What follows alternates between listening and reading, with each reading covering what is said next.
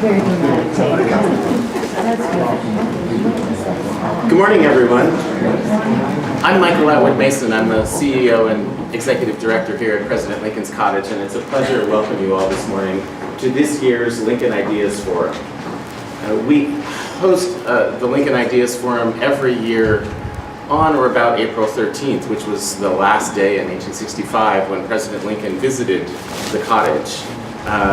We do this because we want to commemorate the ideas that Lincoln generated when he was here at the cottage, and also to continue the conversation about the work that he was doing here. For those of you that don't know the cottage, President Lincoln and his family spent about a quarter of his presidency here, and it was in this room that he worked extensively on the Emancipation Proclamation, one of the most transformational gestures in American history.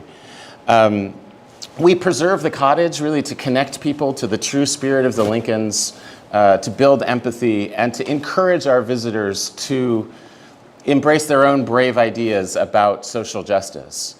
In the same way that Lincoln's ideas evolved over time, we want to bring the conversation forward that helps all of our thinking to move forward. And as part of that, we are consistently asking questions about the unfinished work of American democracy. That is a key part of the work that we do here. This year, when there has been a fair amount of political violence in the United States, when more and more people on both sides of the aisle have been saying that they think that violence might be necessary to resolve our political differences, and when everyone agrees that domestic terrorism is one of the greatest threats that we face, it seemed really important to us as a team to delve deep and think about the threats to American democracy today. Obviously, Abraham Lincoln paced these floors late at night worrying about the state of the Union. And from these windows in Lincoln's time, you could see the Capitol dome under construction. For Lincoln, this was an important metaphor of the fact that we as a nation were under construction. And while the Capitol is complete, and we can't actually see it from this room today, the fact is that American democracy continues to be under construction.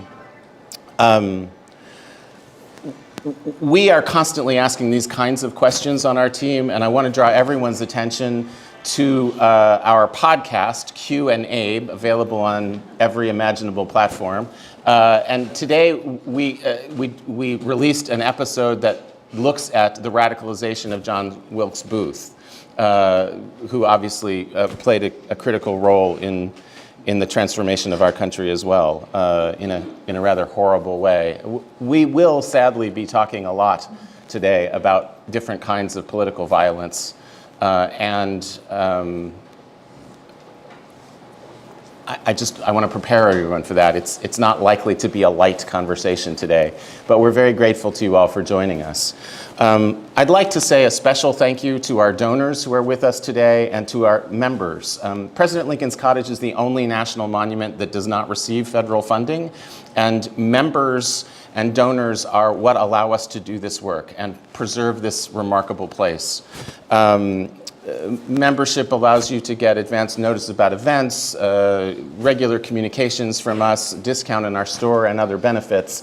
And if you're interested in a membership, you can go to lincolncottage.org/membership and find a simple form where you can join our Team Lincoln, as we like to call it. I'd also say it's important, I get to stand up and introduce all of this, but events like this are a huge team effort for us at President Lincoln's Cottage.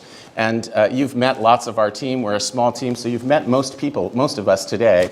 But I'd like to make a special shout out for Callie Hawkins, our Director of Programming, Cameron Walpole, who's our Visitor Experience Manager, Joan Cummins, who's helping out today with tech and does education work with us, Hannah Uri, our Director of Advancement, and also Lacey Shaw. These are folks without whom this program couldn't happen today. So just as a reminder, we are live streaming this to YouTube. So I'd ask you all to silence your cell phones if you haven't already, please. And with that, I will introduce Barry Spodak, who is our moderator today. Barry comes to us with a very distinguished background in threat assessment. For 40 years, Barry has been talking to people who are who represent threats to American democracy and training law enforcement in a huge number of agencies across the federal government. He's worked with local universities to minimize the probability of campus shootings. And we're really very grateful for your participation today, Barry. The kind of strategic advising work around security, as you were saying earlier, was not a field 40 years ago when you started your career. And now it is everywhere. And unfortunately, we are all engaged in it in some way or another. So without further ado, it's my pleasure to introduce Barry Spodak. Thank you, Michael.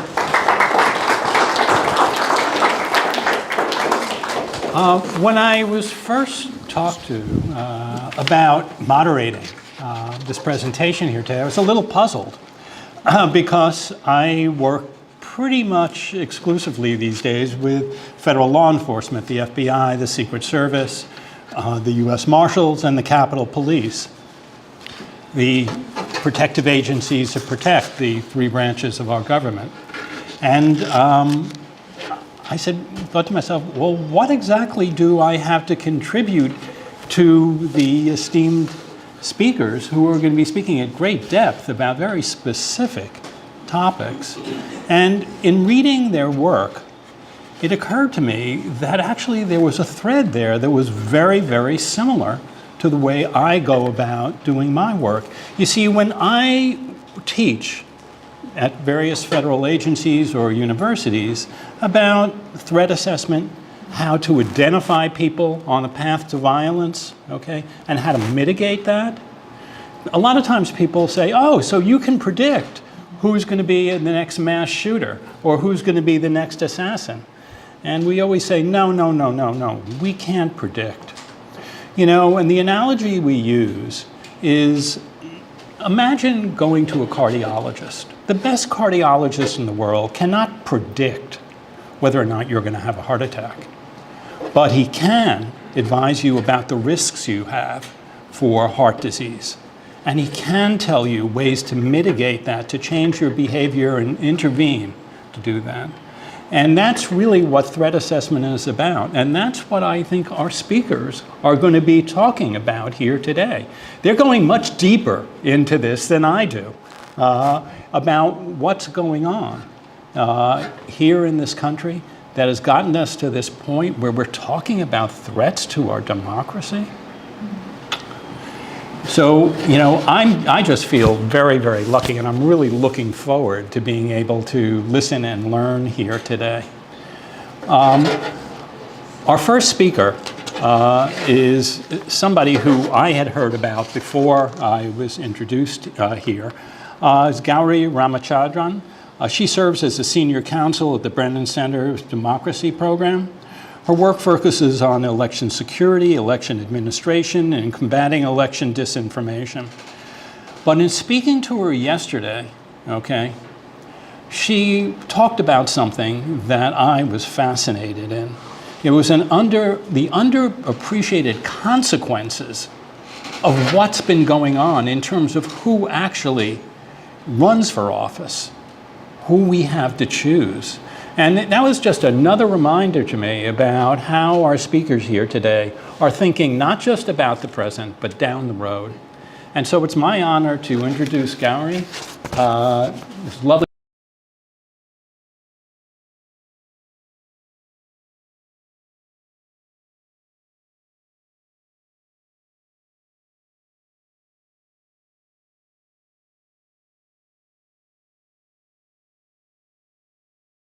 Person, but I really want to thank President Lincoln's Cottage for hosting us on this very important topic. So I'll dive right into it because I know we're running a couple minutes behind, and I'll try to be brief because I'm really looking forward to hearing from the other speakers as well. So before I came to the Brennan Center, I was a law professor for many years in Los Angeles, and one of the subjects I taught was constitutional law, doctrine. And there were two things in that section of the course that year after year would absolutely shock some of my students, in particular first-generation immigrants. And those two things were that, first, our courts have interpreted the First Amendment to protect hate speech, including extremist hate speech against racial and religious minorities. And the second thing is that our courts have also interpreted the First Amendment to protect the incitement of violence, as long as it doesn't rise to this really difficult standard to meet from a famous case called Brandenburg versus Ohio. And that standard is that in order to make incitement of violence criminal, it has to be intentionally inciting imminent illegal activity. And I think the reason that many of my immigrant students were particularly shocked by these two facets of American law is that they weren't as likely to be taking our multiracial democracy for granted. And those two things, racial or religious supremacy and the incitement of violence, particularly when you combine them, they are incredibly threatening to multiracial democracy. And of course, now, after January 6th, I think we all have a really heightened awareness of how that is the case.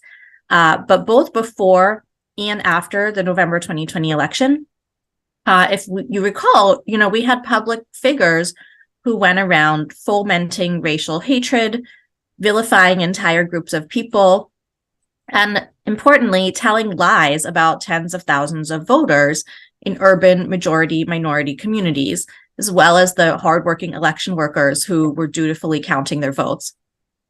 And in the middle of those lies being told, Alex Jones, he rallied with the QAnon shaman outside of the Maricopa County Elections Office on November 4th.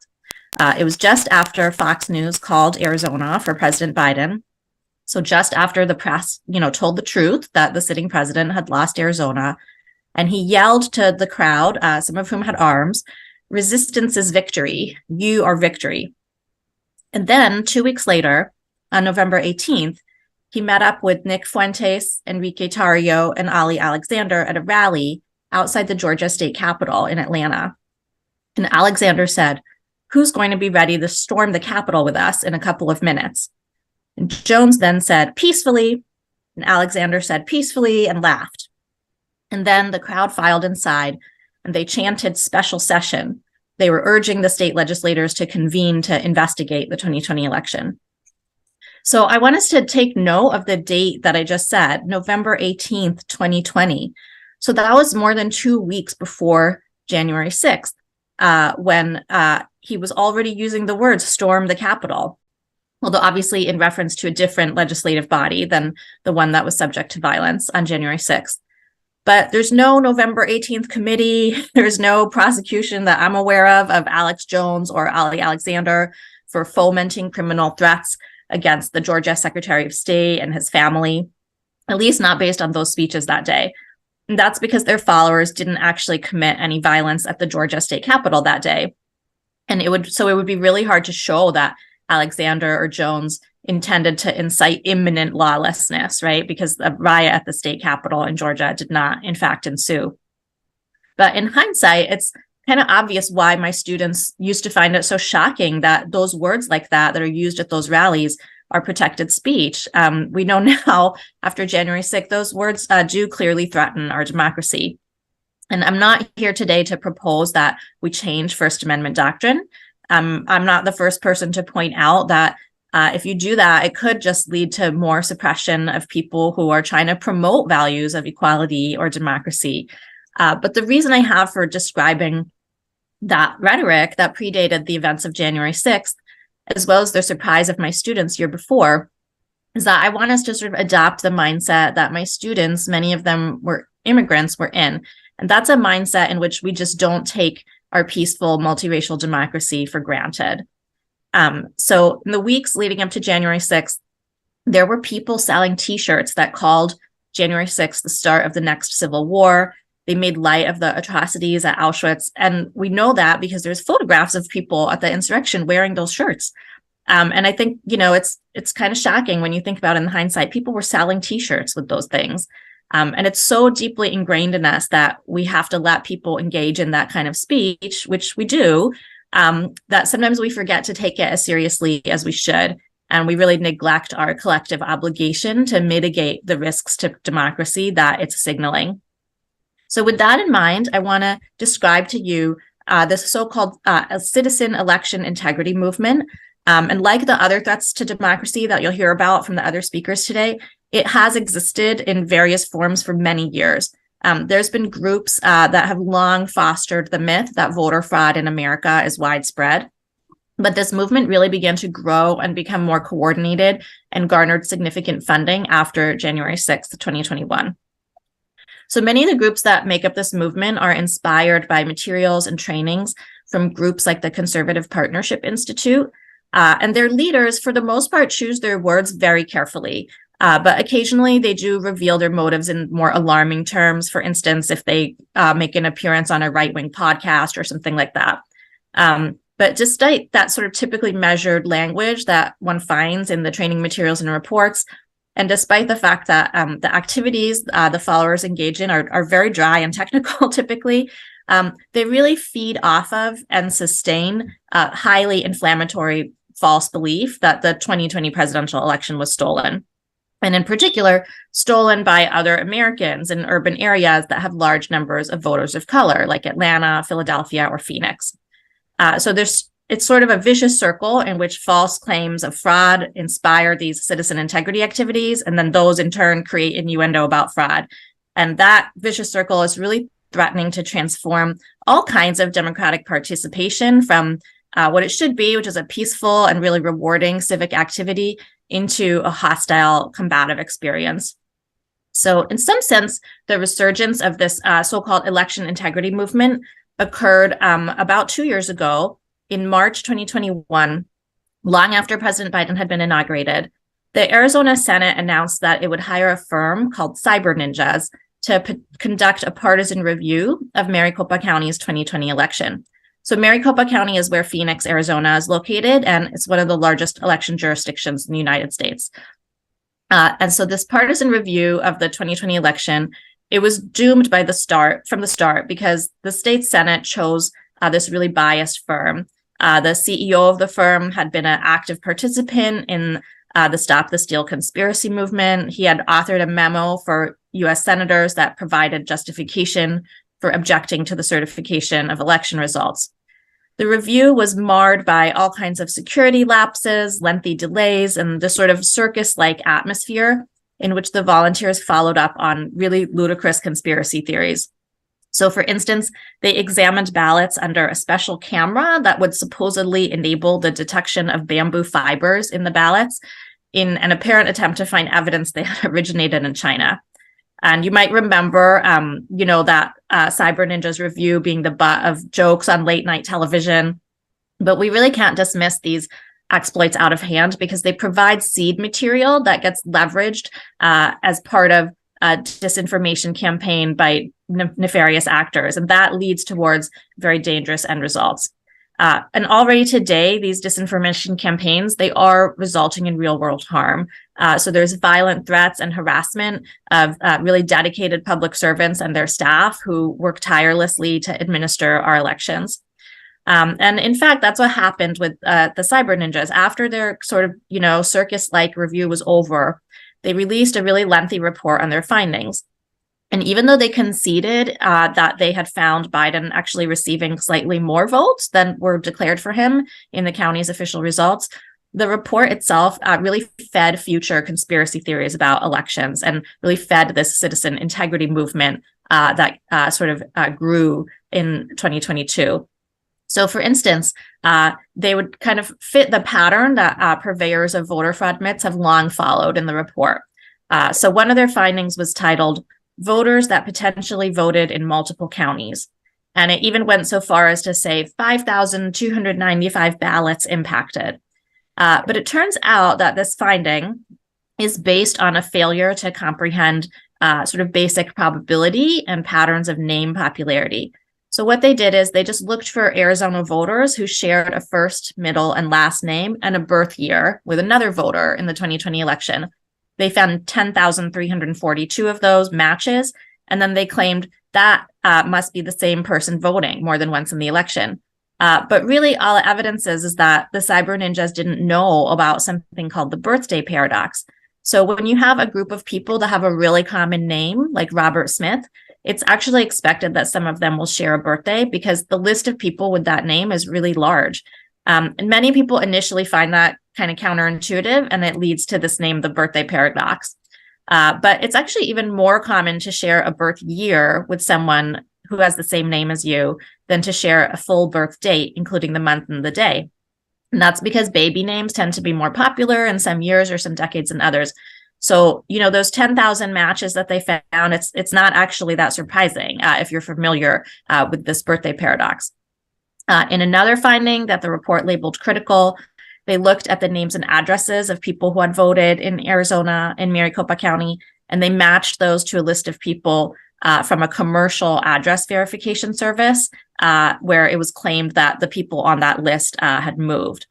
But moving temporarily, like for college or military service, that doesn't change a voter's eligibility to vote in the jurisdiction where they permanently reside.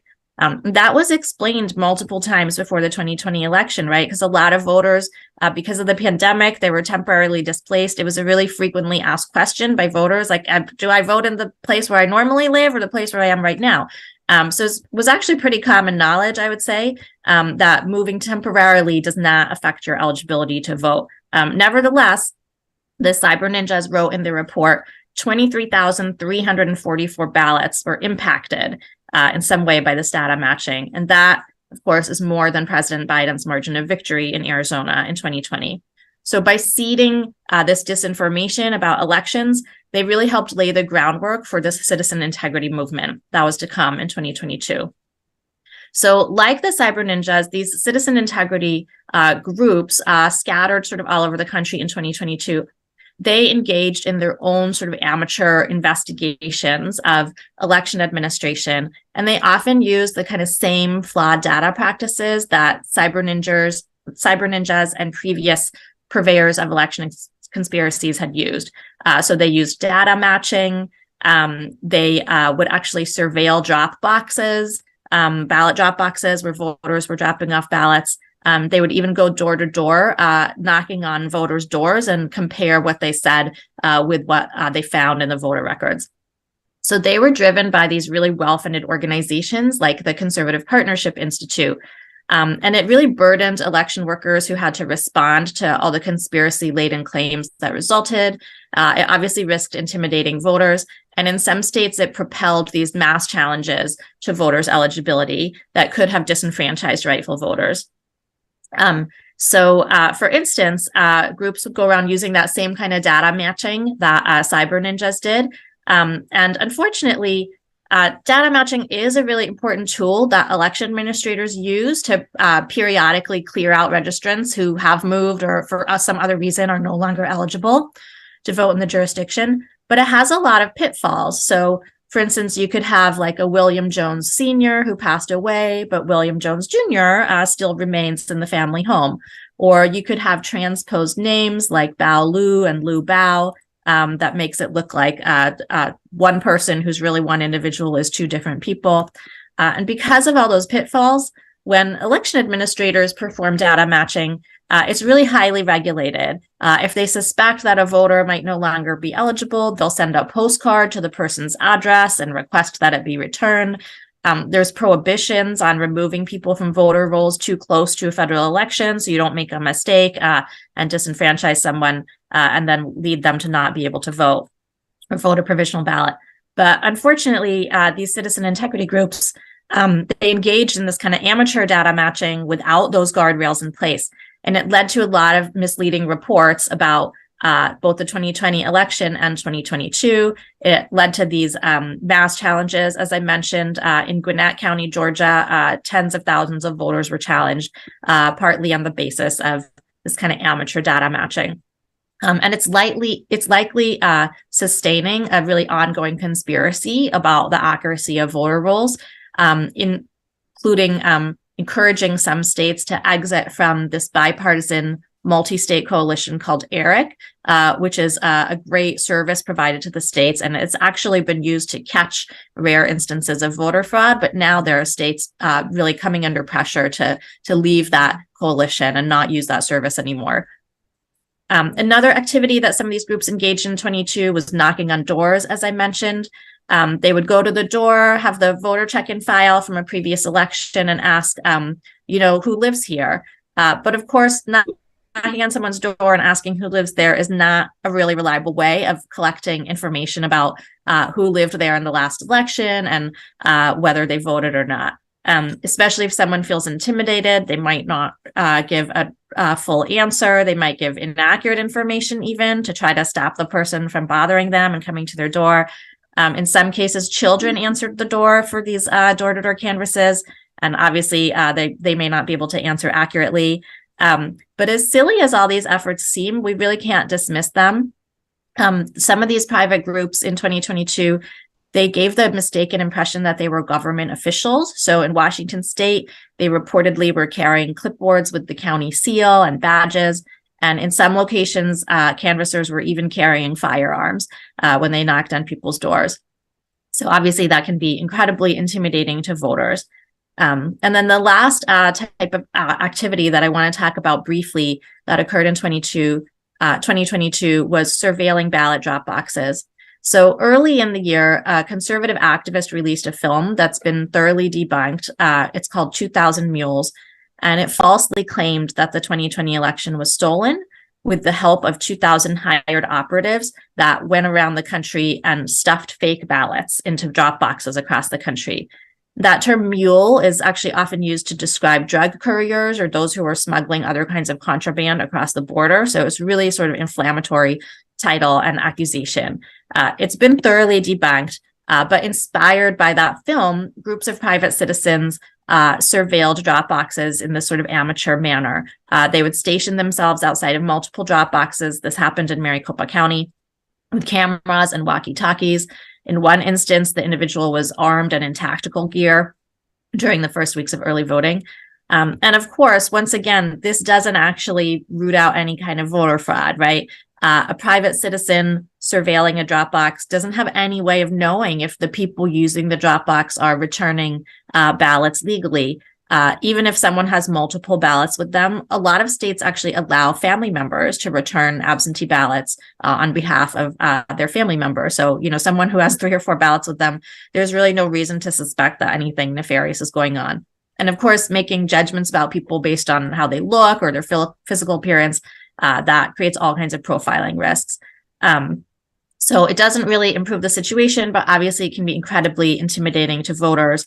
And it has continued to fuel this push to do things like require live streaming of ballot drop boxes, which creates a lot of risks for the election workers who have to staff them and risk having their images used in these misleading video montages like the ones used in the 2000 Mules film.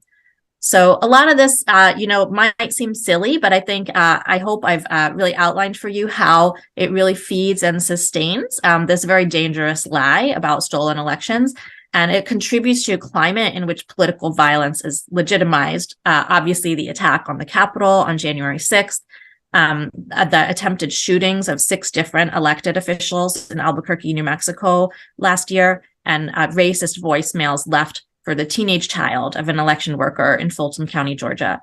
So I really look forward to hearing from our next speakers and from our moderator as we think about how to confront all kinds of threats to our democracy. And I think many of them, like the one I've described today, are really nurtured and sustained in small local groups that are causing harm within their own communities. We see patriotic veterans joining up with these efforts that are causing so much harm to their own local election workers who are just trying to serve their country. Or, on January 6th, harm to members of the Capitol Police who are also trying to serve their country by protecting the elected members of our government. So I hope we can consider what it means that we have, these scattered local groups that are fueling some of these dangerous narratives and are playing a part in incubating and fueling these larger myths. So I'll stop there, and I really look forward to hearing from the rest of you.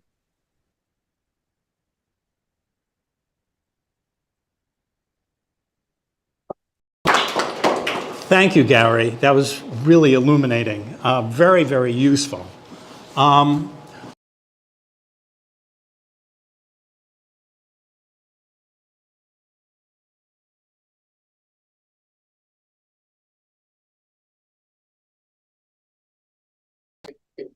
Presentations and then questions at the end. Okay, the questions will be at the end. Thank you, Gary. So again, let's just take a minute to stretch before I introduce the next speaker. Get comfortable.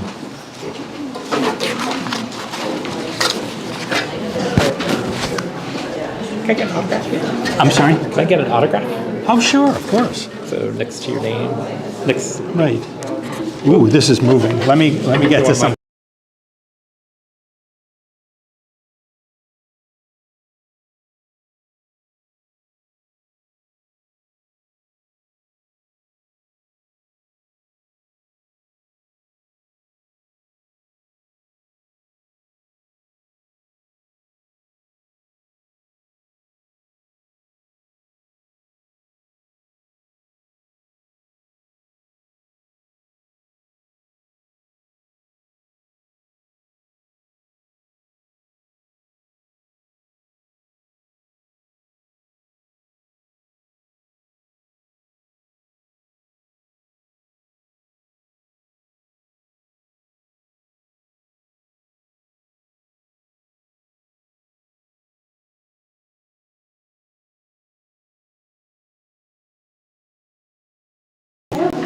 If people could take their seats.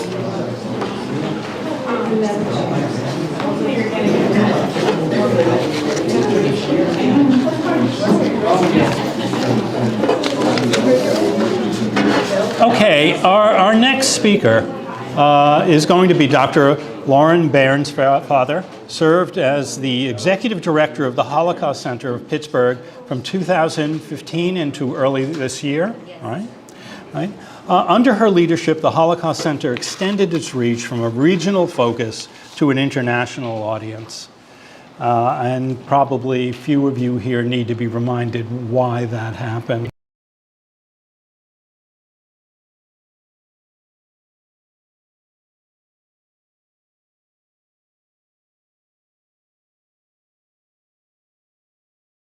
Synagogue in October of 2018.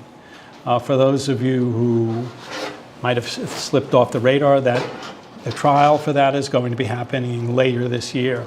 Okay, but you know, one of the things that I was thinking about was in meeting Lauren was just how rare it is for those of us who go about our everyday lives to actually hear from people who've experienced these terrible, terrible things firsthand. And so I'm looking forward to learning, and I'm looking forward to hearing what you have to say. Dr.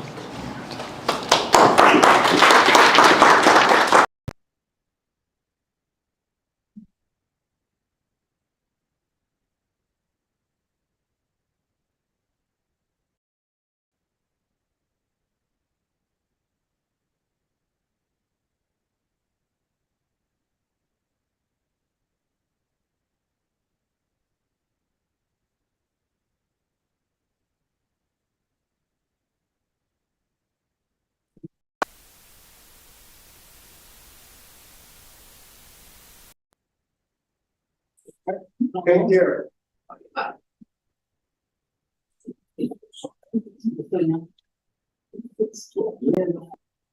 Whether Pittsburgh got morning or not, here goes Johnson.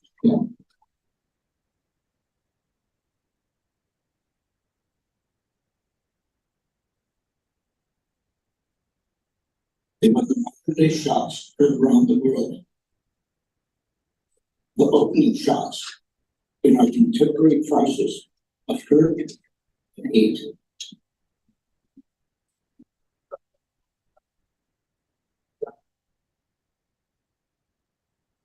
I've become frustrated about what I can do as an elected leader in the city that has now witnessed the worst anti-Semitic attack in American history.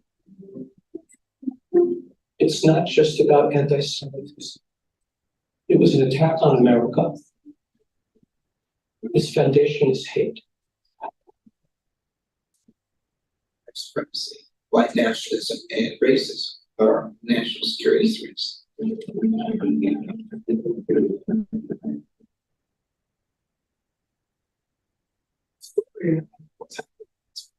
Starts with some of the worst pain that you can imagine. And it ends with some of the best and closest relationships that I could never know before.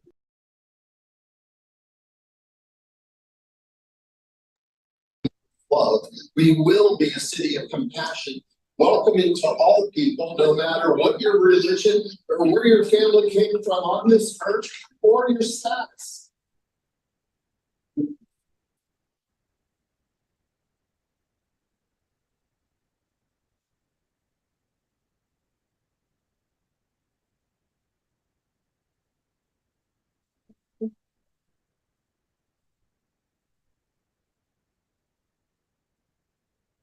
Forward is referred to as a tree of life. It's the source of relationships.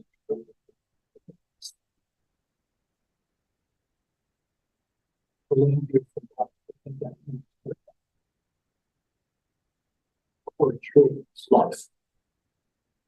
More these people have. More religious people have.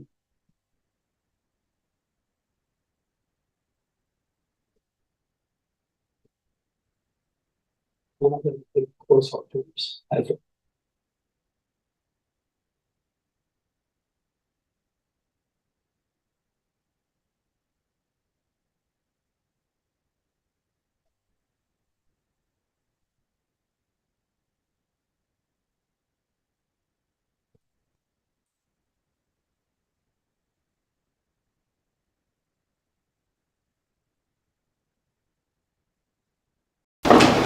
Good morning, everyone. Hi, it's so nice to be with all of you and everyone online. Thank you for tuning in. And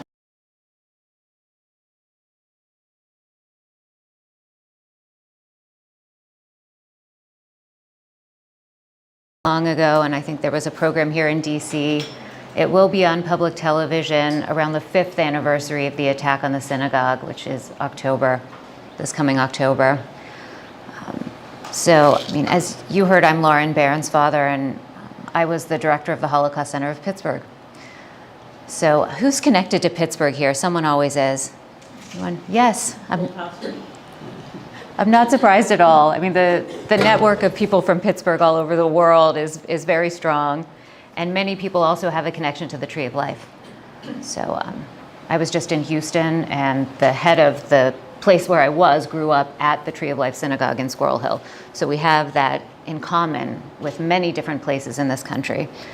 So when I took over at the Holocaust Center of Pittsburgh, it was a great opportunity for me. My training is in history. I got to be a public historian, do really meaningful work in an area that I'm passionate about, which is building bridges across perceived difference. So we had great relationships in Pittsburgh. Part of the story that you can see even in that trailer is that relationships are strong between Muslims, Christians, and Jews in Pittsburgh.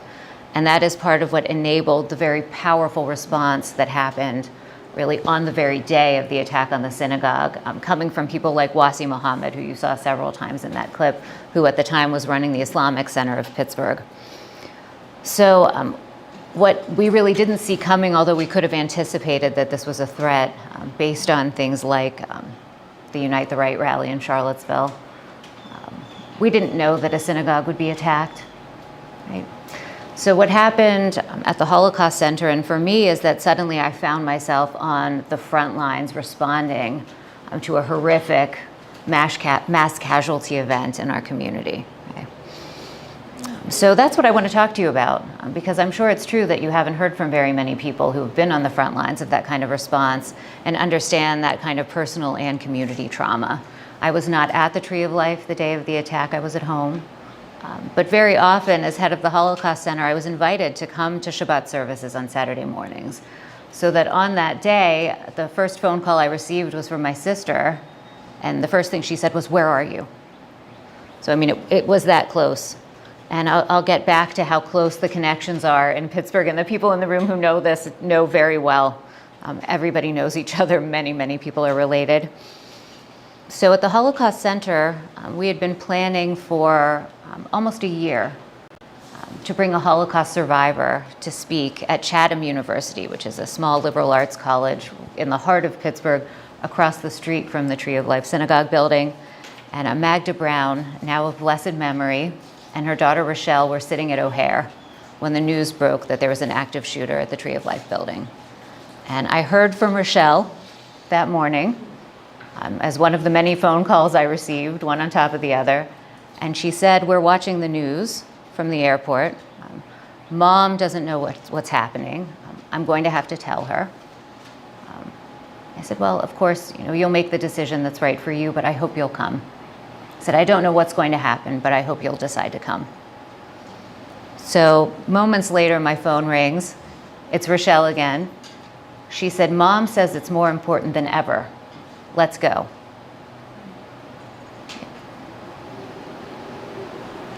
So that's how I spent October 27th, 2018, going to the airport, picking up a Holocaust survivor who was defiant in the face of what was happening, and that was who she was, an incredible person. And we had our event. We had our event the next day. After hours of conversations about security, how could we make sure it was safe at the university? Everyone was worried about a copycat. Nobody really knew what was going on, just total shock in the community. And we had about 400 people. Many of them walked, and we created an environment of togetherness for everyone. And in my introductory remarks, I thanked the first responders. I know Jewish history fairly well. I know how rare it is that you have a lot of people who are not Jewish running in to rescue Jewish people worshiping at a synagogue. When I thanked the first responders, the crowd just broke into applause. So powerful was it for all of us that people had risked their lives. And of course, 2 first responders were injured, one quite profoundly that day, although I've met him, he's a very strong person. He's back to police work after surviving multiple gunshot wounds. That was that day. And what Magda did for us is she demonstrated a kind of bravery and also love that really got us through that terrible, very long weekend. And we opened the doors of the Holocaust Center on Monday. And we had people coming in who needed a place to be, needed people to talk to, needed that togetherness. This included a police officer who was on the part of the police force that dealt with this kind of situation. She'd been sitting with people who were injured at the building. She'd been with victims' family members. She'd been with the police. This is what it looked like. This is what it looks like in the immediate aftermath. So Magda really gave me the bravery I needed, also to be defiant in the face of what had happened to us. And I always feel she's gone now, but I feel her always whispering in my ear, "Let's go." I really carry her with me. So if most of you have not seen the film, the reason that I'm involved is that I met in the process of responding to the event, I met Patrice O'Neill, who's the director of the film and the head of Naughton. Because what we learned from the Holocaust gives us the background we need to understand of how hate works, how hateful speech turns into hateful action. We had gone through a difficult process of understanding how we had failed as Holocaust educators, and I say that in the film. I showed it at a meeting of Holocaust organizations, and there was a gasp in the crowd.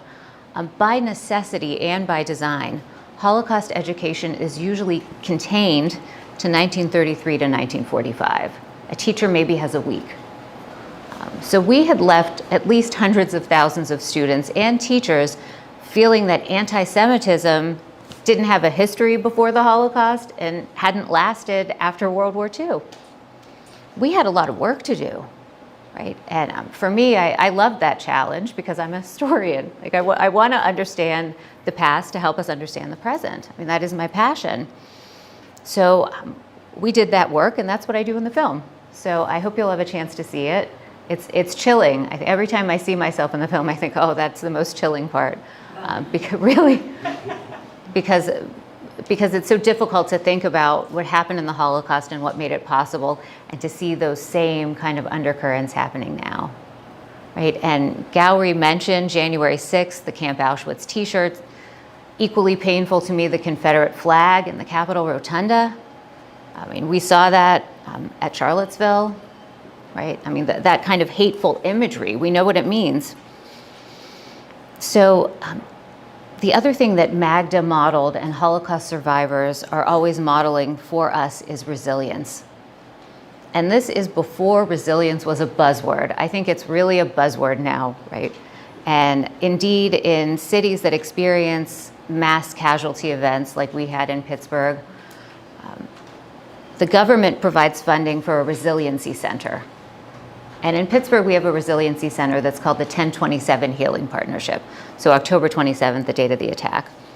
It is run by an incredible woman named Maggie Feinstein. She's also in the film.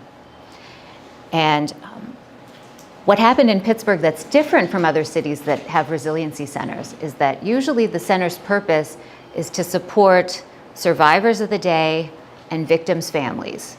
It's a very small group that those centers are meant to support.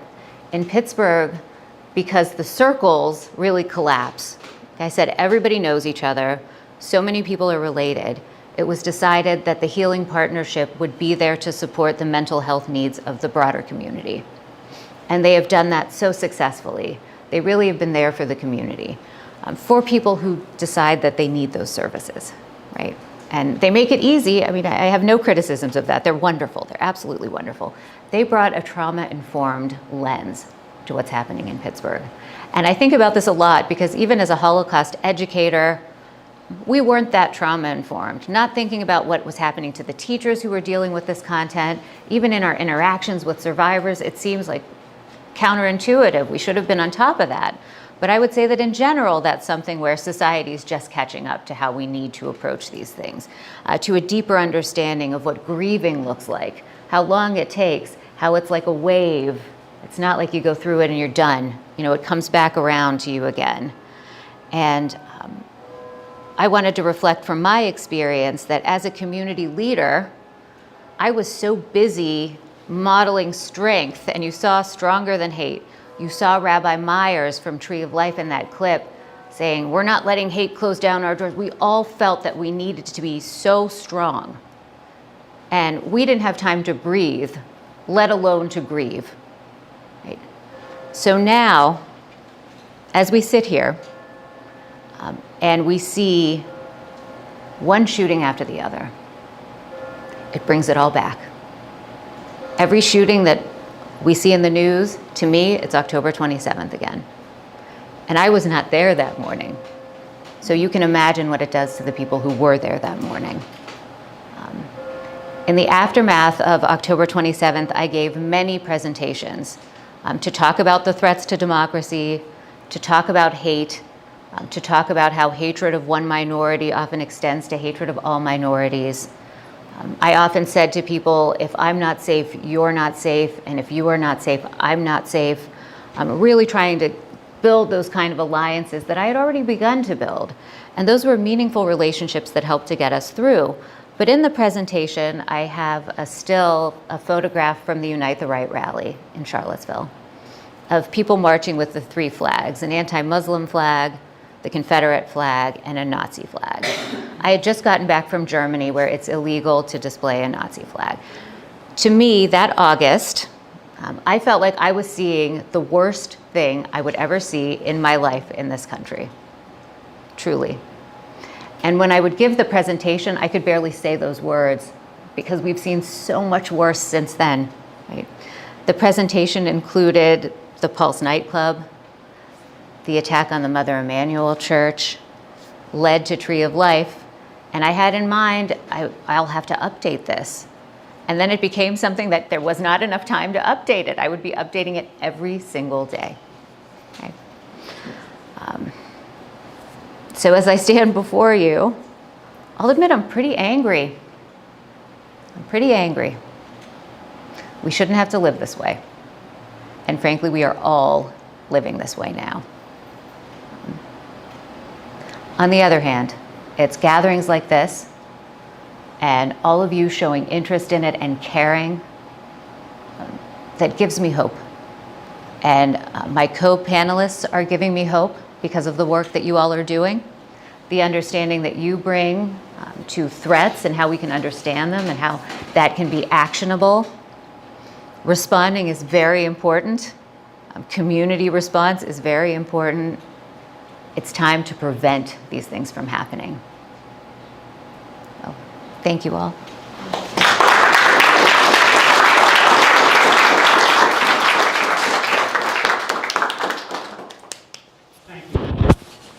Powerful words and a very powerful message. Thank you. Okay, again, we're going to take just a moment to give people an opportunity to stretch before I introduce the next speaker. That was wonderful. Oh, thank you.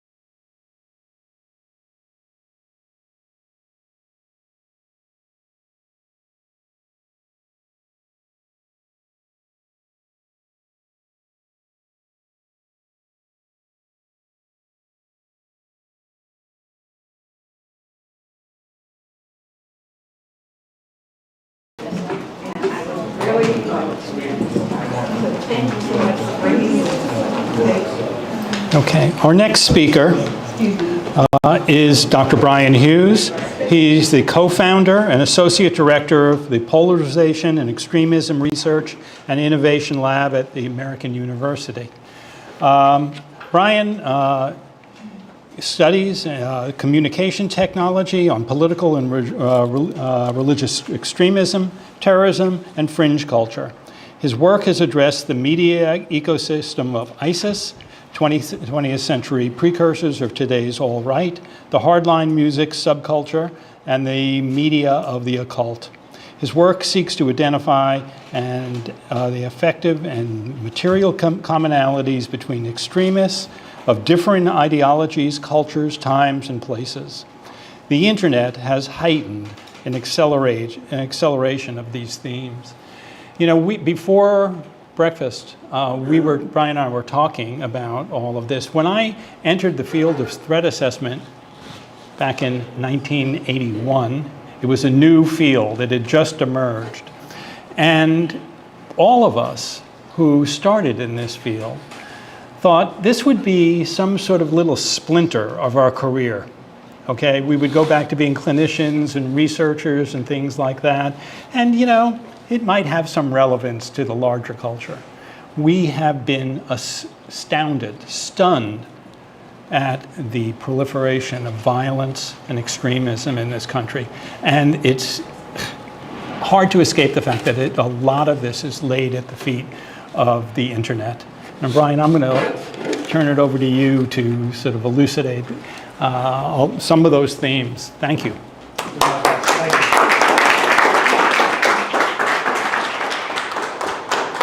Thanks so much. It's really an honor to be here at President Lincoln College. It's the second time I said that at the guard gate too. He looked at me like I was crazy. But it's wonderful to be here with you all. You know, when I speak at events like this, I sometimes feel very privileged because in some ways I have the good fortune of giving you some of the good news, which is some of the most cutting edge research and interventions that are happening nowadays to try to prevent radicalization, to violent extremism and political violence of all stripes before it even has the chance to take root or to emerge.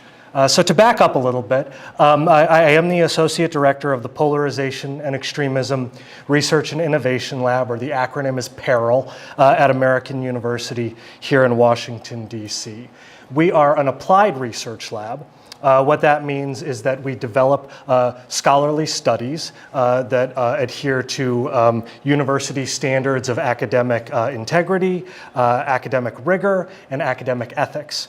And we develop these studies to see how we can reduce the fertile ground that radicalization comes out of. Once we've practiced, once we've put these studies into experiments, and we've shown that they work demonstrably and significantly and effectively, then it's our next task as an applied research lab to begin rolling those out into real-world interventions. And we've had some very remarkable successes that I hope to share with you all today. But we do this all from a point of view and an ethical standpoint that we think is important to call out as well. PERIL's work is non-securitized. There is an overwhelming need for law enforcement and security approaches to this, as we see every day with the violence that political extremism, religious extremism, supremacist ideologies, hate, and so forth wreak on our society. However, this is not a problem that we can only arrest or surveil our way out of. We need a whole of society approach that looks at things in that downstream law enforcement point of view, as well as an upstream deep primary prevention point of view. And at PERIL, we've chosen to focus on the primary prevention. We do this because we want our work to be victim and survivor centered. We want our work to focus first and foremost on the needs and the experiences of the targeted individuals and the at-risk groups who bear the worst brunt of hate and political violence. And so we do all of this by taking what we call a public health approach to building resilient communities. And that's what I'm going to go into a little more detail on with you today. As Dr. Bairnsfather said, resilience is a buzzword. It's really true. Once a word starts showing up in grant proposals and in webinars, you just start seeing it everywhere. So it's very important that we actually be very clear about what we mean when we say this word resilience, because there are a lot of different meanings. There are a lot of different ways to be resilient, and we can't focus on all of them at once. In the case of Pittsburgh, we see wonderful resilience work being done, not just with the people who immediately experienced the Tree of Life atrocity, but the entire community. This is the kind of trauma-informed resilience that we need to be working on after an event has taken place. Now, there's another form of resilience that gets talked about as well, and that's the kind of immediate prevention resilience. Now, I think this is really tragic, but the fact is we do need better security training, say, at our synagogues and in our schools. This is a form of resilience. Teaching your rabbi what to do if he sees someone walking through the parking lot looking like they're really up to no good. This is a form of resilience too. Now at PERIL, though, we focus on further upstream resilience, where what we want is we want entire communities to be resilient to the very conditions and the very factors that give rise to radicalization, that give rise to supremacist ideologies, conspiracy theories, moral disengagement. And sometimes we use this turn of phrase that a friend of mine, who's a lifelong career Army man, teaches up in Bethesda, and he said, "Brian, you always want to be left of the boom." And at the time, I didn't know what he was talking about. I said, "What do you mean left of the boom?" Well, he said, "Well, if you think about it, you have a timeline, and on the left-hand side of it is in the past, and on the right-hand side of it is the future, and somewhere around here is the boom. And as you're going from the past into the future, this boom," he was talking about an IED, a roadside explosive in Iraq or Afghanistan. He said, "You want to stop that. You don't want that boom to happen. And you want to stop it as far to the left of it as you possibly can." So that's an analogy that I take with me. I think it's really great to think that we want to be stopping this as far to the left, as far in the past as we possibly can, so that we don't get even close to the events in Pittsburgh. We don't even get close to the events like January 6th. And so when we say resilience, we're talking about resilient communities, not just resilient individuals, although it's important for individuals to be resilient too. We want communities that come out of challenges even stronger than they went in. This is another analogy. I'll try not to put too many in the talk, but I don't know if any of you have ever lived in the tropics or spent time in Florida, but there's a tree called the Brazilian pepper tree. And the Brazilian pepper tree is very hard to get out of your yard because if you cut off one of its roots, 3 more roots will grow out of it. And that's the kind of resilience that we want to see in communities. That's the kind of resilience that our applied research is intending to cultivate. How can we have institutions and places of worship and schools and towns and cities where events, hateful incidents, events like the Unite the Right rally, how can we have communities that come out of these tragedies that are more strong, more committed to a just, equitable, and inclusive society where everyone truly has a place to belong and a stake in the future? And so in our effort to meet that goal, we have identified 4 key pillars to what we call the public health approach to preventing violent extremism. Community, holism, evidence, and resilient systems. So I'm going to go through all 4 of those as quickly as I can here. First off, community. Communities understand their own needs better than academics in Washington, D.C. That's just a fact of life. The community understands what the most pressing problems they're facing are, and they understand what a resolved problem is going to look like. Usually what the community needs is assistance, getting from the problem that they've already identified to the solution that they're already aiming for. I had a call with a woman from Idaho about a month ago. And as I was preparing for the call, I knew she was going to talk to me about an issue that she was having locally, but I didn't have any details really. And I thought to myself, oh, well, this is Idaho. We're going to be talking about militias. We're going to be talking about neo-Nazis with a compound on the outskirts of the county, and what are you going to do about it? I got on the phone, and she said, no, actually, the real problem right now is that we have a sheriff's election. And we have a sheriff who is running the Trump campaign playbook, and it is tearing our community apart. And it's creating all these small pockets of crisis that are adding up. Anti-gay LGBTQ hate is on the rise. Racist incidents are on the rise. We have all these small little things. What can we do to fix this? So, she and I work together. It's an ongoing project that are trying to equip that community with the tools that they need to address that very problem. Now, about 2 weeks after that, I had another call with a different person from Idaho. It was a man this time. And as I was preparing for the call, I thought, oh, well, we're just going to end up talking about local politics. Get on the phone, and he says, no, we've got a neo-Nazi militia on the outskirts of the county. What do we do about it? So this is what I'm saying. It is not just local, it's hyper-local. Every community has its own hyper-local needs, and they are the best ones to identify it. Now, by the same token, we need a holistic, whole-of-society approach to resolving these problems. It can't just fall on the shoulders of law enforcement. It can't just fall on the shoulders of the rabbi to understand who to watch out for and how fast he can lock the door, or she can lock the door. We need schools.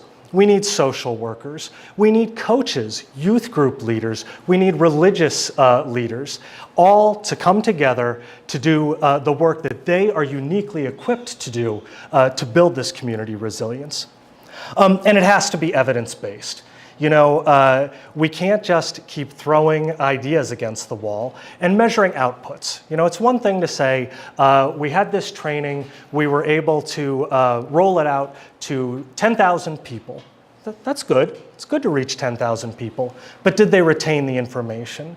Did they come out of that training feeling more confident and more empowered to intervene in their community if they see this kind of a problem?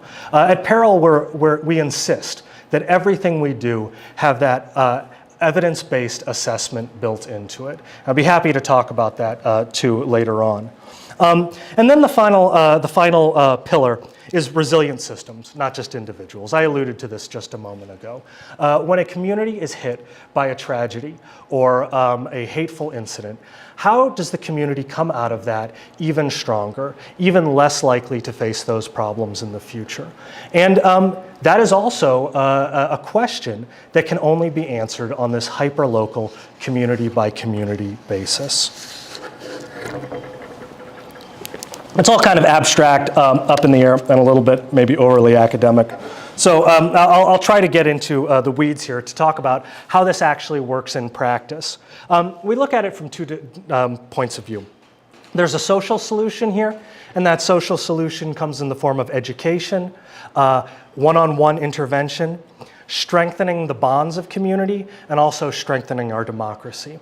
And then on the other hand, we have what we call cognitive interventions. And these are ways to prepare people so that they understand the ways that extremist propaganda and hate manipulate us and hijack our instincts and our darker emotions to get us to believe in and do things that are unethical, immoral, not in our best interests, not in our community's best interests. Bless you. So for the social piece of this, Peril does an awful lot of work in local communities trying to build the kind of skills and resources that community leaders can use to combat the problems that they see emerging in their communities. We're finishing up a grant right now with the Department of Homeland Security where we've been partnering with evangelical pastors in Texas who are very concerned, particularly with some of the conspiracy cultures and some of the inching closer to far-right militia type groups, or even groups like, well, I won't name anyone by name. So they came to us and they said, we need help. What can we do? And over the past 2 years, we've been working with them to develop intervention groups that are made up of people from this faith community who now have the skills and the resources to recognize warning signs, red flags, to see the vulnerabilities that individuals in their church may have so that they can step in and they can intervene and they can offer this early prevention work, offer the kind of social and emotional support that's going to prevent people from being radicalized should they encounter radicalizing material, propaganda, or recruitment. And as Barry said, in this age of the internet, that's inevitable. A person used to have to be very unlucky to encounter an extremist recruiter. Nowadays, it's impossible not to, anytime you log on to your computer. And then I want to talk also about the cognitive side of prevention. We sometimes call this prevention resilience education. And as a communications and media scholar, I find it very interesting and exciting because it uses that scalability and that wide reach that digital communications platforms give us. It uses that for a good cause instead of a bad cause. We do experiments, and we've even begun to roll them out in the real world, into a form of strategic communication that's sometimes called attitudinal inoculation. And attitudinal inoculation is kind of a hybrid of media literacy and counter-propaganda. Basically what it does is it educates audiences about the red flags, the tactics that propaganda uses to manipulate people, as I said, to hijack those darker emotions or those fears, those instincts that can get people to believe and behave in antisocial ways. And we have had phenomenal success with this. We've been able to demonstrate its effectiveness against the abuse of scientific language and concepts, promoting racist stereotypes. The Great Replacement conspiracy theory, which was a central motivator in the Tree of Life attack. Anti-vax and COVID denialist propaganda, and several other studies that I can't talk about at the moment because they're currently under non-disclosure agreements, but they will be released publicly in the coming months.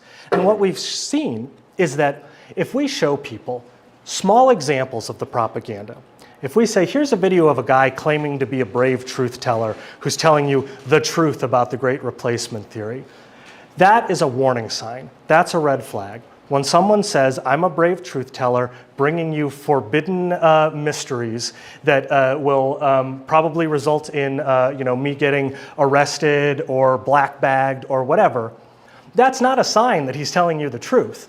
That's actually a sign that he's trying to manipulate you. And we could go on. There are all the little markers of this and that extremist narrative.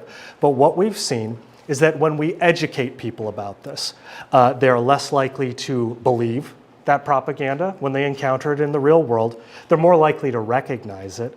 They're less likely to be gratified by it. People do get a charge out of very nasty material. But if they've been inoculated in this way, they're less likely to get that charge out of it. They are less likely to support the propagandist, either financially or operationally. They're more likely to develop their own counter-arguments against the propaganda, and they're more likely to react with anger when they encounter the propaganda. So this is a highly effective, highly scalable cognitive intervention that really works in that very early upstream primary prevention space. We're very excited about it. I think I'm running out of time here, so I'm just gonna wrap it up really quick by summarizing and saying that a whole of society approach to this really is a whole of society approach to this. We have gotten very good about responding to these incidents after they occur. We understand, very well what communities need after they've faced a tragedy like Charlottesville or like Pittsburgh. But all that understanding alone can't resolve this problem. And to attempt to do so isn't just to the memories of the people of Pittsburgh or of Charlottesville or of Emmanuel Baptist Church. It's really necessary to expand our scope so that we're looking at that entire timeline, very far in the past, very far in the future, with our eyes on the needs of the victims and the survivors. And I'll leave it there. Thank you very much.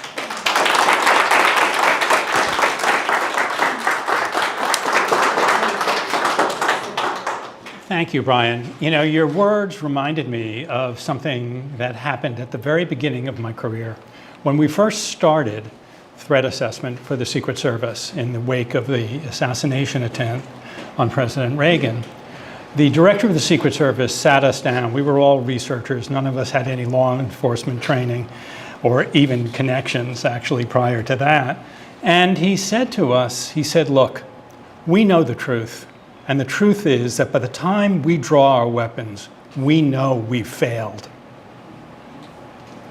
That things have to be done on a proactive basis. As you were talking about the analogy that you were using about how far down the road, the further down the road, from the incident you can get, the better off it is. And not just for an arrest, but for turning people's minds and hearts around. That's what we're really looking for. So that was really powerful for me. So let's take another minute break, and then we'll come back and I'll introduce you to our final speaker for today.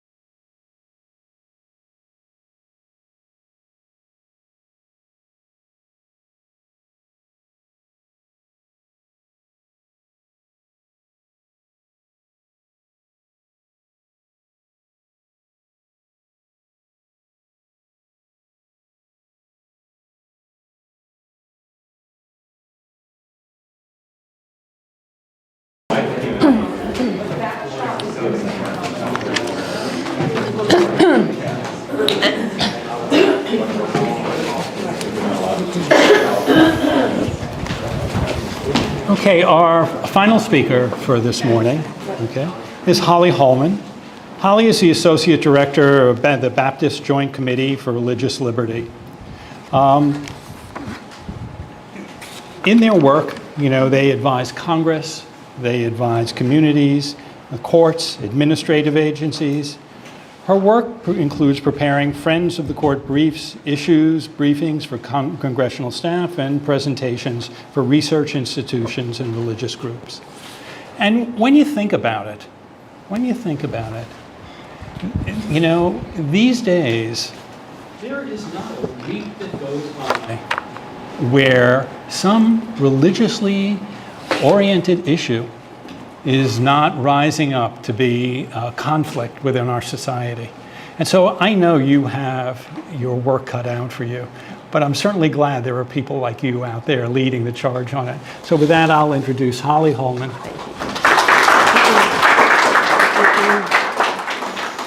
Good morning. So it's really nice to be with you all. Thank you for this invitation. Thank you for all of you who work here at the cottage for this forum, and thank you to the other speakers. I'm delighted to be with you and to learn about your exceptional work. Some of the threats to democracy covered by today's forum were made painfully clear to the general American public and the world on January 6, 2021. That violent attack on the Capitol in an attempt to stop the election process was shocking, to say the least. I was working from home that day in Northern Virginia, seeing it on TV, talking in horror to my coworkers and friends, people all working around it near the Capitol. The BJC's office, where I serve as general counsel and associate director, is just a couple of blocks from the Capitol. I typically work in an office with a clear view of the United States Supreme Court and the Capitol dome from my window. And based on my experience attending arguments at the U.S. Supreme Court, briefings at the Capitol, the security of those buildings is not something I usually question. The feeling of security, of course, that day was shattered as rioters fought police and vandalized the Capitol. Stayed up all night, like you guys probably did too. Fortunately, thankful that order was restored and the process continued.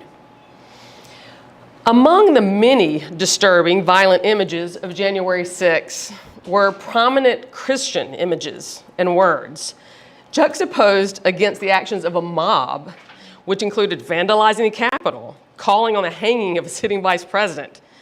Rioters signed a makeshift gallows erected on Capitol grounds with the words, "Amen. God bless the USA. In God we trust." Wooden crosses on flags, posters were visible throughout the violent mob.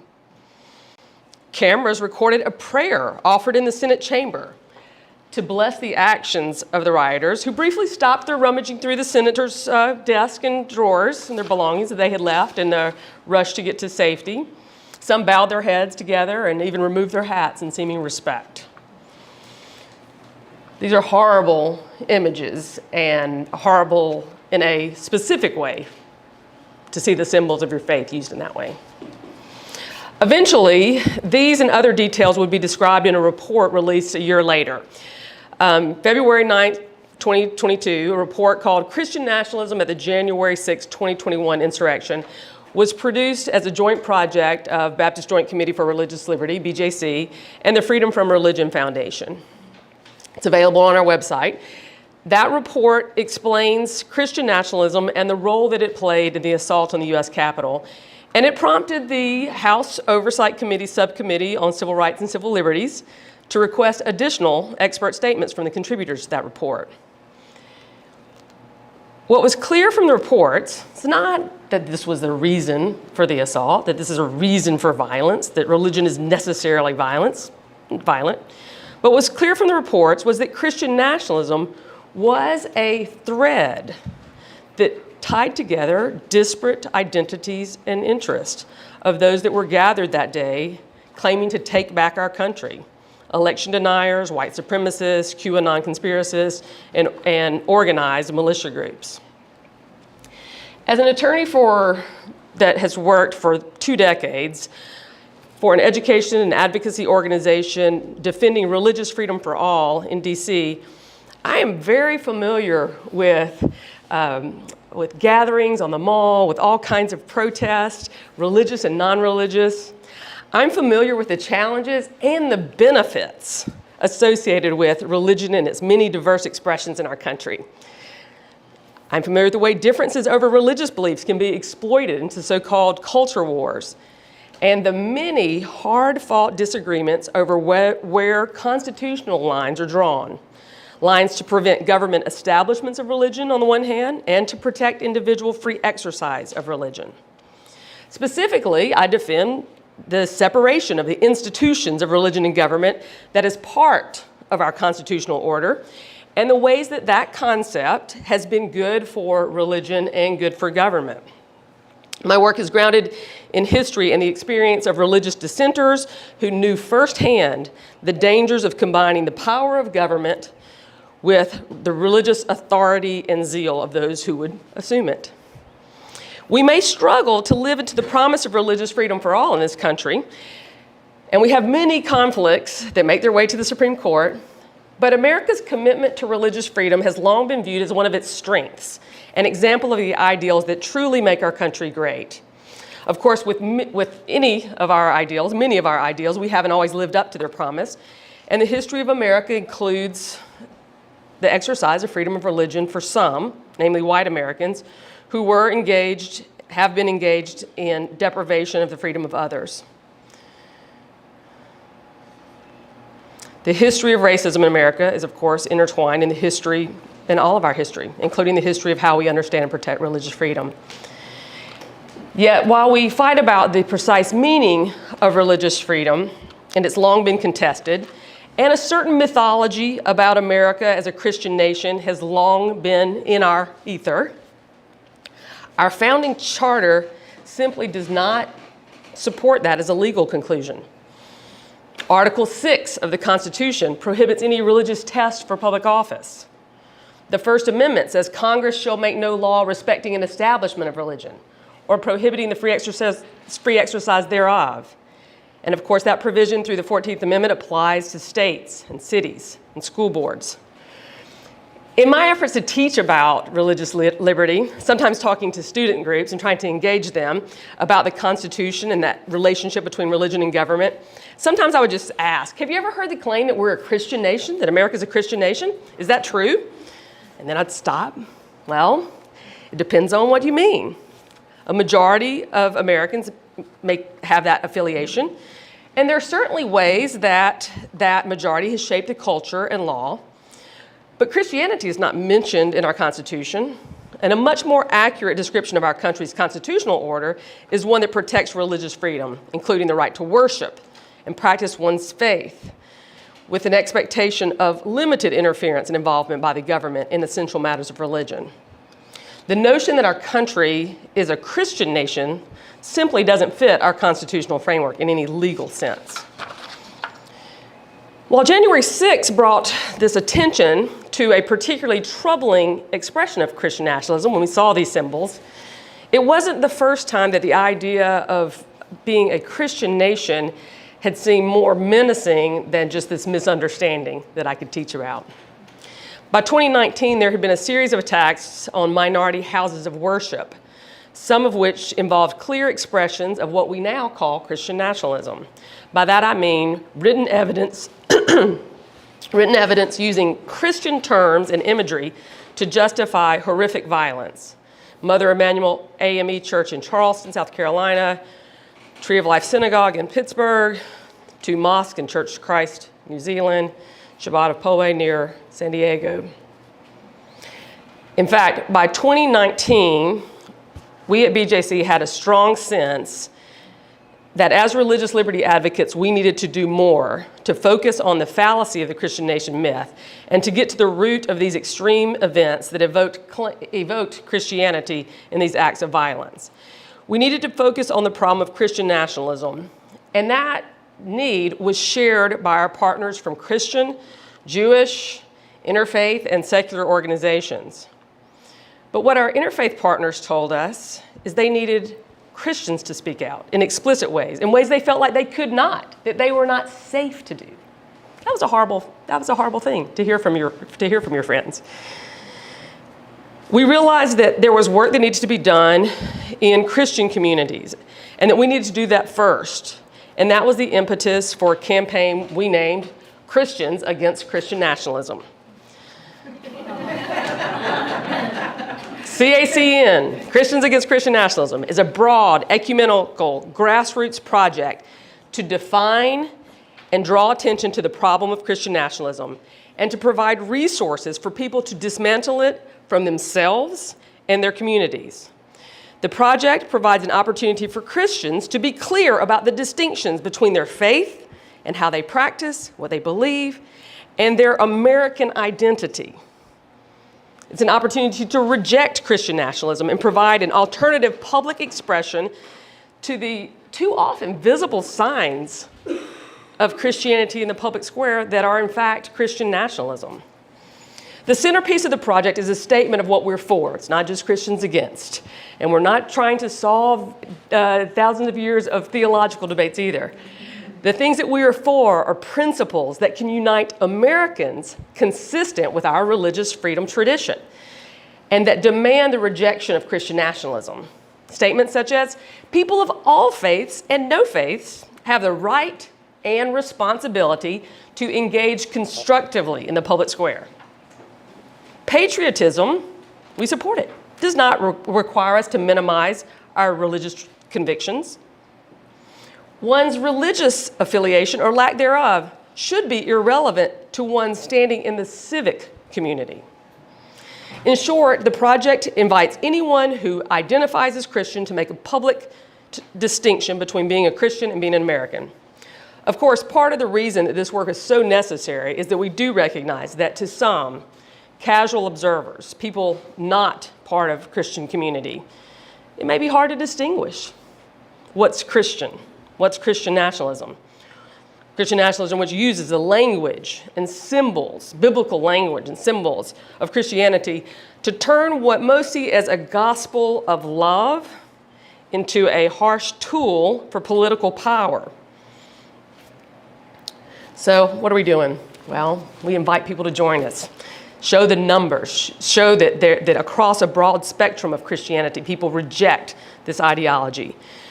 To have a good conversation, we need definitions, and there are many helpful definitions of Christian nationalism. At our work through Christians Against Christian Nationalism, we define Christian nationalism this way. Christian nationalism is a political ideology and cultural framework that seeks to merge American and Christian identities. It suggests that real Americans are Christians, and that true Christians hold a particular set of political beliefs. It threatens American democracy, and it distorts America's promise of religious freedom for all. The campaign also explicitly recognizes that Christian nationalism often overlaps with and provides cover for white supremacy and racial subjugation. As we noted in testimony before a subcommittee of Congress, Christian nationalism creates and perpetuates a sense of cultural belonging that's limited to certain people associated with the founding, namely native-born white Christians. It relies on cherry-picked and misleading version of American history in order to thrive. It downplays and ignores the role of indigenous communities, Black Americans, immigrant populations, religious minorities, and secular Americans, and all others who undercut this false narrative that the U.S. is special because it was founded by and for white Christians. As some other leaders who are working against Christian nationalism have noted, the Christian in Christian nationalism is more about ethnicity, cultural leanings, than the faith. But that doesn't mean there's not work to do within faith communities. So what are the results of our campaign? They're ongoing. We invite signers, and there are signers in every congressional district in the U.S. Signers from rural and urban and suburban areas, clergy and lay people, dozens of Christian denominations, more than you probably knew existed. And when we started, the response was immediate. There was clearly a need to be part of that. But there was a little bit of pushback, a little dismissiveness, confusion. Oh, this is just some kind of political movement to quiet the Christians. That quickly ended as the movement grew. And we're glad that we struck a nerve.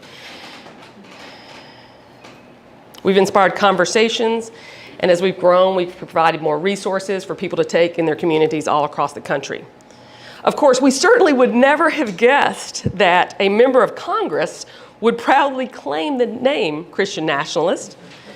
Our project doesn't go around naming names, calling names, but Representative Marjorie Taylor Greene did that.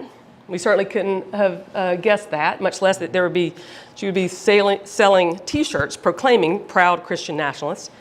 Fortunately, she was not joined by other members of Congress. Unfortunately, few spoke out strongly against that. In the years since we began the campaign, the public discussions and research on Christian nationalism have increased. There's a growing number of religious leaders, academics, journalists, social scientists seeking to understand, explain, and address the issue and the extent of its threat to democracy. Researchers such as Samuel Perry and Andrew Whitehead, who wrote the seminal book, Taking America Back for God, Christian Nationalism in the U.S. in 2020, examine how some of the thinking is taught in religious communities. They describe Christian nationalism as a cultural framework that idealizes and advocates a fusion of Christianity with American civic life. Christian nationalism contends that America has been and should always be distinctively Christian from top to bottom in its self-identity, interpretations of its history, sacred symbols, cherished values, and public policies, and it aims to keep it that way. That's how they describe it. They found that Christian nationalism is prevalent throughout the country. So we think about it in certain communities, but the ideologies really exist throughout the country. I like how they say that Christian nationalism is not a diagnosis, but something that should be viewed on a spectrum with different levels of commitment, marked by agreement with statements like the federal government Christianity has a special place in the federal government. The success of the U.S. is part of God's plan. In their work that they found that more than half the population could be viewed in the middle of this spectrum. You know, this is a fight going on. They can go either way between the ends of those that are firmly enmeshed in this ideology and those on the other end that firmly reject it. More recently, we've seen a new study. You all may have read about it in recent media reports. There's a report by PRI and Brookings released in February of this year, where researchers surveyed more than 6,000 Americans to try to understand the threat of Christian nationalism to America, to American democracy and culture. Likewise, they came out with a way to measure Christian nationalism by defining 5 statements, giving people a score, whether they strongly agreed, somewhat agreed, or rejected these statements. Statements like, the U.S. government should declare America a Christian nation. 10% completely agree, and 17% more mostly agree. The U.S. should be based on Christian values. 40% either completely agree or mostly agree. Now that one we can talk about what people mean by that. I think that question is has a lot of different ways that people would approach that. If the U.S. moves away from Christian foundations, we will not have a country anymore. There are 38% they found in the completely agree or somewhat agree. Being Christian is an important part of being truly American, and then God has called Christians to exercise dominion over all areas of American society. It's a fascinating report that puts these 4 categories of adherents, then sympathizers, then skeptics, and rejectors on a spectrum. And then they correlate, once they find out this worldview of Christian nationalism, they see how it correlates with other beliefs and actions. I was heartened by the fact that the rejectors, the complete rejectors of this, was as big as those who agreed and were leaning that way, just as completely. So there are these people we are mostly in the middle. We are mostly still, the center is holding, and that's where our work needs to continue. But that smaller, intense group has an effect, and we know that, and particularly when it has political power. Many of the media stories suggested or emphasized the findings that showed that this ideology of Christian nationalism is more prominent in certain groups. You can look at the population as a whole. In this study, they said the adherents were 10%, sympathizers were 19%, skeptics 39%, rejectors 29%. So you can see the whole of America. But then they found that among white evangelicals, there were 2/3 that fell into that either adherent or sympathizer camp, and that a majority of Republicans leaned that way. So you can say there's the problem, but you shouldn't. Look at the study. It's across a broad spectrum. There's work to be done wherever you are. And that's some of the work that we're trying to do. One of the things I was thinking about in the study that came up today, as we talked about political violence, is that overall, there's a rejection of political violence, the survey found. They had a statement that said, because things have gotten so off track, true American patriots may have to resort to violence to save our country, that kind of statement. It only found 16% of the American population would agree with that statement. 81% rejected that. Of course, the numbers were quite different among those that rated high on the scale of Christian nationalism. In short, Christian nationalism is not only a threat to the vision of religious freedom that has long united Americans. It undercuts the idea that we are equal citizens, and it exacerbates all our political differences, making them seem incapable of resolution, and in extreme situations, justifying violence. We have a lot of work to do. We need to affirm our history, the history and vision of our country that respects religious differences, that comes together in these communities, as the other speakers have talked about, celebrates our differences, and ensures that we are equal citizens without regard to religion. And it celebrates our commitment to religious pluralism, because it has and it can continue to enable faith communities and those who adhere to no specific religious tradition to live in civic harmony. We are continuing to learn more about the breadth and the depth and the problem of Christian nationalism.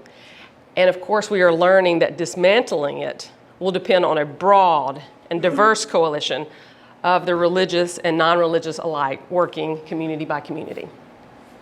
Thank you.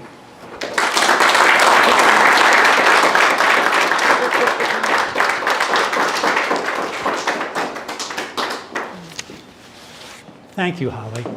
You know, that was, at least for me at least, it was a very useful reminder of the important role that religion has played in our country and how it has contributed to the foundations of our democracy and can continue to, if those of us who understand it, stand up for it. Okay, thank you. Okay, so we're now going to take some time to see if anybody in the community here would like to ask any questions of our presenters. If so, just stand up and let us know who you're directing it to, and they'll answer your question. Okay, well, I'm... If you could also please wait till you get the microphone. Oh, yes, right. We'll just pass it around. Well, hello, I'm August, and I have a question about the threat awareness and prevention field, and I was wondering how much that field takes into consideration climate change and the growing issues with that in regards to the forced displacement of like refugees and communities with like food insecurity and uninhabitable land, and how that might affect like scarce mentality with it's like in the beginning, it's hard to establish communities when every person is for themselves in regards to trying to get all the resources, because that was very prevalent during COVID-19 with like toilet paper and bottled water. So I was just wondering how much consideration that field takes in preventing climate change or addressing scarce mentality, because like set behavior is like really all up in the air in regards to that. Yeah, you see, I mean, all of the issues that you have raised, are issues that we hear on a continual basis from people who are angry and hostile and feel that this country is not working in their interest. All of those and a million other. And so we have to look at all of those aspects of it when we're talking to, and I was talking earlier with Michael about storytelling, and storytelling being such an integral part of all human relationships. And so when I teach agents, I teach them to listen to the story of the individual. Not their preconceived idea of the individual, but what's actually affecting their lives. And many of the issues that you raise have come up. People are concerned about those things. And so that's part of that process. I'd be lying if I said it was a major part of the process, but it has to be listened to. Because so often we've seen cases where you say, oh, that's peripheral to what's actually going on. But actually, it's the core of what the person's anger is about. It's interesting that you say that one of the best storytellers in American political history spent a lot of time here. But I would also say that in the life and teachings of Lincoln are such a lesson for today. Both in one area in particular, I think we can look to Lincoln for thinking about conversations between democracy and faith. And one of the greatest statements of the American political history is in the second inaugural, with malice toward none, with charity for all. I think that's something that Christians and Jews and Muslims can all agree on. And so one way to address all of these problems, let's look again to Abraham Lincoln. Yeah, certainly what draws us together, not just what divides us. Yeah. One question that I would like to make is with reference to looking at our history. I grew up in South Carolina, and in the 60s and 70s, we look back at the civil rights movements, the bombings, the political repression. I mean, that was terrorism. I don't think we termed it that back then. I was on the Army staff during and after 9/11, and the Patriot Act was staffed, and one of the comments I made was with reference to the bombing of the 16th Street Baptist Church as terrorism, but the response was, well, that was an individual act. How does our history and our lack of understanding of what happened during the civil rights movement sort of play into this, and without being able to look back at those events in terms of political violence? Would any of you like to address that? I know I have thoughts on it, but. From the point of view of education, it's a tremendous roadblock to educating and developing resilience is the short memory, or sometimes the denialism that we encounter. If we can appreciate the continuity of different forms of supremacy in this country, in particular white supremacy, I think that, far from teaching young people to be ashamed of their history, what it does is it offers them a role and an identity in a long-term project of achieving a just and equitable society. And, to the extent that we're able to incorporate that into the lesson plans and the toolkits that we do, that's the point of view that we take.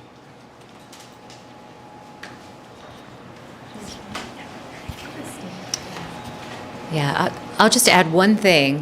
What a wonderful question. And it's that often we are not able to understand our history because of how it was understood at the time and how it's been carried forward.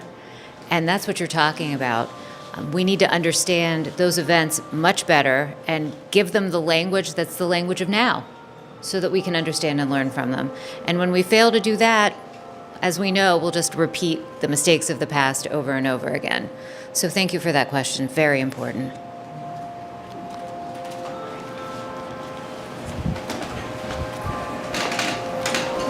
I think one of the things we learn is that, like, generally a successful coup follows an unsuccessful one. If the failure, people learn from and they'll repeat. And one of the key ingredients of, like, basically a dictatorial regime is when the police participate in this process. And in the United States, you have a police force historically, which has allowed, especially in the South, for white supremacist groups and other organized militias to wreak havoc in communities. And in terms of, like, what's recently happened, especially at the Capitol, the failure of the intelligence agencies to figure out what was going to happen had to do with their alignment in some ways with people who were telling them that they support the police, that the militias and the Proud Boys, they were going after the enemy that the police had, which was Black Lives Matter and Antifa. And this was the messaging that happened. So they won over the police. So the police were basically infiltrated the groups and were trying to collect information on what the Proud Boys knew, this has come out recently in the trial, about the Antifa. That was their purpose. And they were saying, you know, these people are on our side. We don't suspect them. So in the future, I think that there needs to be sort of, I guess, more effort in changing a culture of the police, which has basically, you know, seems to be focused on law and order and repression. Well, I'd be lying to you after working in federal law enforcement for 40 years to say that denial and denialism is any less of a problem among our intelligence and law enforcement agencies than it is in the general public. We all bring preconceived notions to who the bad guys are and who the bad actors are. And a lot of times people, even people with good intent, are blinded to the truth. Okay, and that's why education is so important, and forums like this.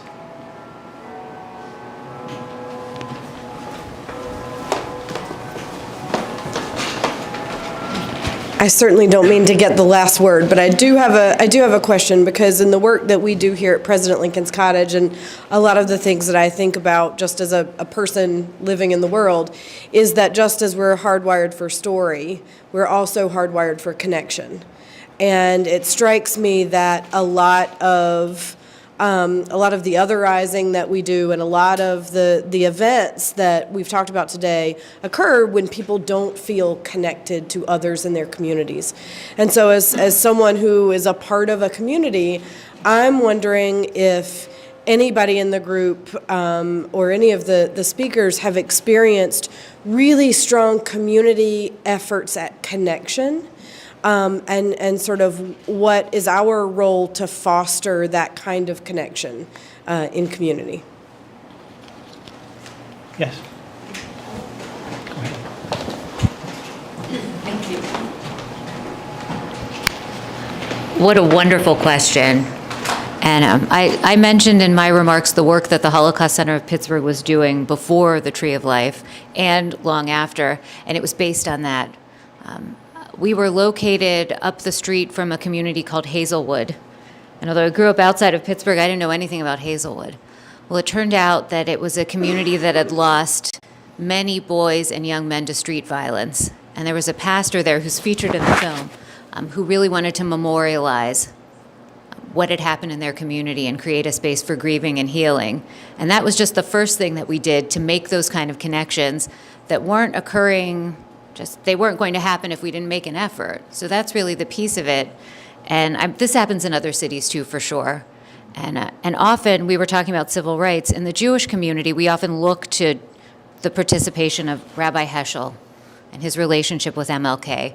And I said, well, we look to that, and that was a long time ago now. We need to be doing that again. You know, we can't just say, we did that. Don't we look like we did something good. So, in short, my answer is that yes, I've seen it. It works. It works based on the stories and our need for connection, as you said. And we just need more of it. It takes community leaders who see those commonalities and want to make that happen. It often happens across faith communities as an interfaith effort, but it doesn't have to be that. And what we found was that an organization that really is focused on history and cares about history, by using public history as our tool, we really can do that. And I know you're doing that here, and this is a really great forum for that kind of work. Yeah, thank you. And I'll just add to that, coming out of religious community, we recognize that the polls show that many religious institutions are shrinking, that affiliation with denominations and churches is going down, and there could be a lot of different reasons for that, and I'm not the expert on that. I have some ideas of things that I've seen, but part of what we've done in this project, and hoping that it is, you at least have some people across the country, is it gives a space for people who identify as Christians or have a Christian background, but who are not involved in their local church or whatever, to ask again, what does it mean to be a person of faith, and what does it mean to be part of the American community? And our hope is that we do more grassroots organizing, the kinds of things that you talked about within local communities, and that then you reach out in your interfaith conversations and others, so that you avoid that feeling of isolation, which really goes both ways. The ways you talk about it, Barry, for those that are isolated that eventually have the sense of grievance, but also there's an isolation of people who feel like, what can we do? What is there that we can do about it? That feel like, oh my goodness, this is not right. I know that these are not the majority, but I need to be connected and to work positively towards solutions. So thank you. I thought about that very question. After Columbine, the shooting at Columbine, which really galvanized attention to violence in schools, the Department of Education sent a team of us, myself, Robert Fine, who is the founder and the chief researcher on threat assessment, around the country. That summer of 2001, I think it was. And we talked to law enforcement, we talked to mental health professionals, but most importantly, we talked to teachers and administrators. And we would tell them the things that they could do to mitigate the chance of violence in their schools. And one teacher at the very end said, if you could boil it down to one word, what would it be? And Robert stood up and said, connection, connection, connection. And that teacher went back to her school and got every teacher in the school to say, who do you have a connection with? What students do you feel you have a connection with? And then she went through all of them to find the students in the school who no teacher felt they had a connection to. And then assigned certain teachers to establish a relationship with those kids who were isolated. That's an example of what we can all do in our communities, in our schools, in our places of worship, and in our places of work. It floored me. I mean, it was really important, but that's what Robert said, connection, connection, connection. I guess we've run out of time, giving me the signal here. I want to thank you all for attending here today, and I especially want to thank the speakers. You guys are just really have amazing experience to share and personal stories. So thank you so much. And with that, I'll turn it back over to Michael. Is Michael still here? Yeah.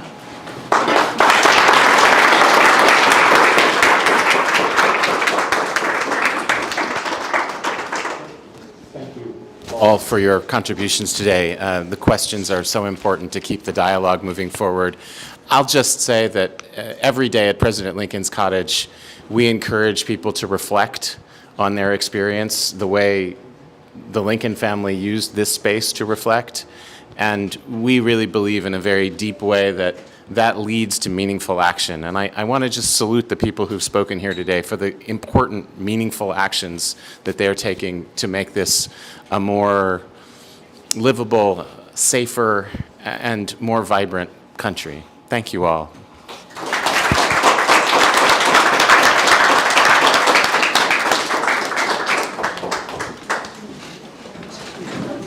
We got a group shot. Thanks.